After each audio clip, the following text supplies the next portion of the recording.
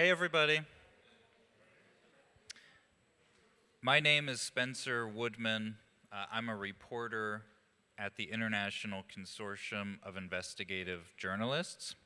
And I'm going to talk today, I'm going to give kind of like a smaller picture type talk today. I'm going to lead you all through the kind of more technical weeds of how we at ICIJ do our financial investigations. So that often involves tracing dark money, dirty money, proceeds of corruption through shell companies and offshore trusts and the complex financial transactions that big players in the global economy use to hide their tracks. I'll start just really quick by kind of telling you a bit about ICIJ. I'm going to go quickly through these slides because I think this type of model is pretty well understood at this point. We're both a conventional newsroom, like we have staff reporters and staff editors, and we're also a connector of newsrooms, so we do big global investigations, often with a financial angle that can involve as many as 500 plus reporters. So those are like the Panama Papers, Paradise Papers. Recently we did Cyprus Confidential, which I got some very crucial help from some awesome reporters who are here today at OCCRP and elsewhere, so big shout out to Stelios. One thing that our favorite types of stories at ICIJ are where we cover, where we track how the wealthiest people and the largest corporations and the worst criminals on earth use the financial system and use the vast legions of financial professionals that serve them to do bad stuff. And the machinations that take place often offshore and in highly secretive jurisdictions. One of the things I like to tell people sometimes about ICIJ is that maybe you could call it like a dirty secret, is that a lot of the best stories that we have that come out of these projects revolving around millions of leaked financial documents, a lot of those stories, some of those stories, all the stories are different, but some of the best stories that come out of those big leak projects are largely built on public records, or at least really important components of those. I'm sure a lot of people in this room have dealt with these troves of leaked financial data, and you find that when you find the story in that data, sometimes it's just a little kind of keyhole peek that reveals a secret financial relationship or a relationship of power that had been undisclosed previously. But you only get this little abstract peek at it through these financial documents. Sometimes it's almost just a lead. And you have to then use that basic scoop as a foundation to build an entire story. Because in these financial documents, it's incredibly abstract, incredibly basic. You just have the bare bones of this stuff, and you don't know why this transaction took place, why this relationship existed, what happened with it, what was the outcome, who benefited and who got harmed. And that's pretty important to find the actual problem, if there is one. And if there's not a problem, maybe you shouldn't write the story. So what I'm getting to is that it can be a helpful way to think about it because we end up relying heavily on public records and open source data to build out those stories. And then some of the stories we kind of figure out can be largely written via open source data. Some of them rely totally on the leak. All of them are unique. But I'm going to give a quick kind of demonstration to help people maybe start thinking about, I mean, I'm sure people in here have thought about this a lot already, but maybe to give some ideas on, how you can use open source records and public records to penetrate, this world of very secretive financial transactions, and you often don't need a leak to do it. Maybe you're not lucky enough in most cases to have a million documents on a story that you're pursuing. Sometimes you are. So one of my favorite examples of public records reporting basically blowing open or at least having the ability to blow open an international financial scandal was from the Paradise Papers. This was a leak of 12 million documents from an offshore services provider that worked for ultra-rich people and multinational corporations in Bermuda.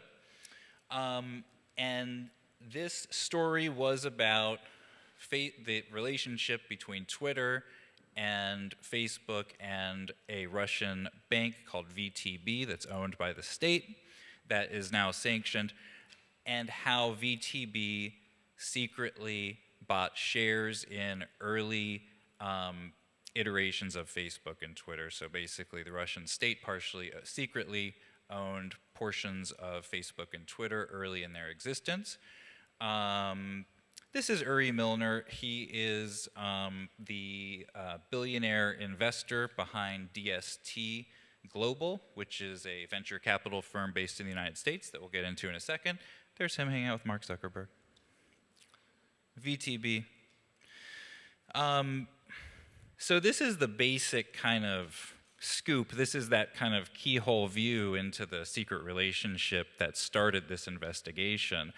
It doesn't look like much until you realize that VTB Bank, its venture capital arm, is at the very top, and flowing through a shell company is its relationship with DST Investments One, which through a subsidiary invested directly in Twitter in a big way. So this we looked at this and we said, whoa, like, did the Russian government buy a big chunk of Twitter without telling anybody? This is like really interesting. And so we rummaged around the data some more and realized that like we didn't quite have the story in the data. We had this, what's basically a tip. It's a little better than a tip. It shows a basic relationship, but we had a problem because the fundamental thing, which is the money flowing from VTB into Twitter, wasn't there. It's not in this document. It wasn't in the documents we had. So we started trying to like turn over every stone or what have you to figure this out and find the money flow, and got kind of frustrated until we went to the corporate registry of the Isle of Man, which is a beautiful country and a tax haven based in it's situated in the Irish Sea. The Isle of Man was one place that these shell companies were incorporated, and it, like many other both tax havens and other countries around the world, has a corporate registry where if you incorporate a legal entity for a business or anything else, you have to give the government information. And in most places, the public has access to that information. I'm sure there are a lot of pretty savvy global corporate registry users in this room. I'm sure a lot of people have spent a lot of time in the Isle of Man here too, or at least on their website. And so this kind of provided us a breakthrough. This corporate return from DST Investments 3 Limited, which is the subsidiary of DST1 Investments Limited, which was what you saw before. On the 6th page of this document, it basically lays out the whole thing. you've got VTB, we don't have to go through all the text here, but you have VTB pledging an enormous number of shares to the end, basically the end point of that Twitter investment in particular. It lays out the deal in great detail. This page, however, still doesn't have the actual dollar value. You have 500,000 shares going to that company from the state-owned Russian bank, but that, oftentimes those shares are just on paper, you know? It's like we don't understand the value of those shares because it's a transaction between two opaque private entities. So we had most of it here, but still not the actual money. A few pages later, there is this funny box in the top right corner that I've zoomed in on here. And my coworker, Margot Williams, who some of you here probably know, always had this thing where she would say, like, investigative journalists can sometimes be really excellent at tracking down tons of documents, and sometimes like tons of documents that can be extremely important. And sometimes they can be not so great at reading the documents as carefully as they should or as thoroughly as they should. In this case, I remember we read through this document and thought it was really important because of that former page I showed you. We missed this little box in this top right corner for a few days. And then somebody, it wasn't me, actually I can barely take credit for any of this because this was like all people at the BBC and Guardian doing all the smart work here. But I was watching them. There's just stuffed in this little box is the figure $191 million, which is describing the actual dollar value of the deal. So that's great. What was even better was we could then use further open source reporting to go take a look at the SEC filings, the public securities filings for the Twitter, initial public funding in Twitter, to match that number directly with what DST Investments 3, the shell company that plugged the money into Twitter, reported having invested in the public filings for that investment. So that kind of clinched the whole story, at least on the Twitter side. The story also included VTB Bank, their venture capital arm, putting a ton of money into Facebook. That was less available on the public record. That was kind of more based on leak stuff. But I just kind of have always loved that, like, that story of the Russian state secretly investing in Twitter was just sitting there in the Isle of Man corporate registry for anyone to find. We were only tipped off to it because of the leak, but it had been sitting out there for years. So if someone had been doing their own enterprising investigation on, just say, the investment empire of DST, which itself is a really interesting venture capital firm, they could have found that and had a really nice story. This was the ultimate product of that. We worked on it with a bunch of different partners around the world. I've got 6 minutes. I have another case study, or I could do questions. Let's see, does anybody have any burning questions, or should I just keep going? Okay. I'll try to be quick with this one. So I've been interested Oh, yeah. In the initial page that you have shown us, there was a reference that we are talking about 600,000 shares per $250 per share. Yeah. So if you do the maths, it accumulates to $191 million. Why you need to went to the 6th page in order to find the amount of money it was in front of you?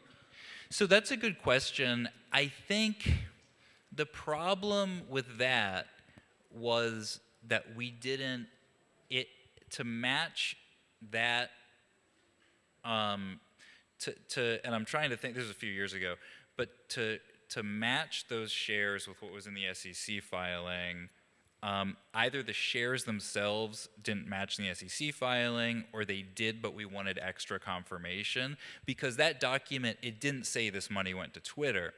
It said this money these shares were pledged to the shell company, and then the shell company sent it to Twitter. We know from the SEC filings because they match the dollar value. They may also match the shares on the SEC filing, but I'm not sure. But either way, we were really happy to see that the dollar value matched and that maybe the shares matched too. But I actually can't recall whether they did. But yeah, good eye.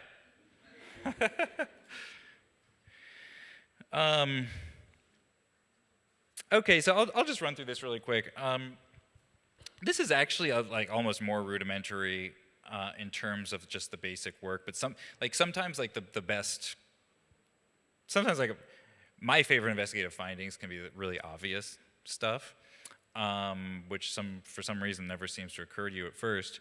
So I've been interested, I mean, over the past 20 years and accelerating over the past 10 years, there has been in the United States and around the world an enormous migration of capital, especially capital held by the wealthiest people, from public markets where there is disclosure, anything that's traded on a stock exchange that is regulated by the Securities and Exchange Commission or the equivalents around the world, where you have more disclosure and more guardrails and all of that. There's been an enormous migration of capital from those public markets to private markets where there is far less oversight. Basically, just trillions and trillions of dollars have basically gone dark.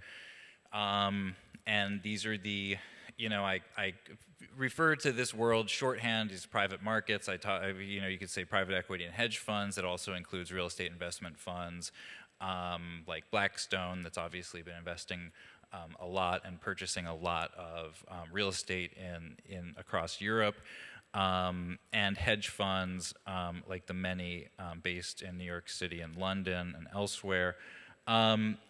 This has become, I mean, these firms have become specialists in creating these absurd webs of ownership. They're called, in the United States, we call them complex partnerships. This is in the middle of this little visual is a rendering of a simplified version of the webs of pass-throughs they use.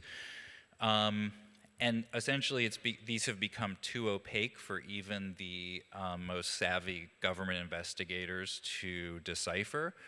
So there's currently a push, at least in the United States, to try to figure out how to enforce tax law and money laundering laws around these complex partnerships.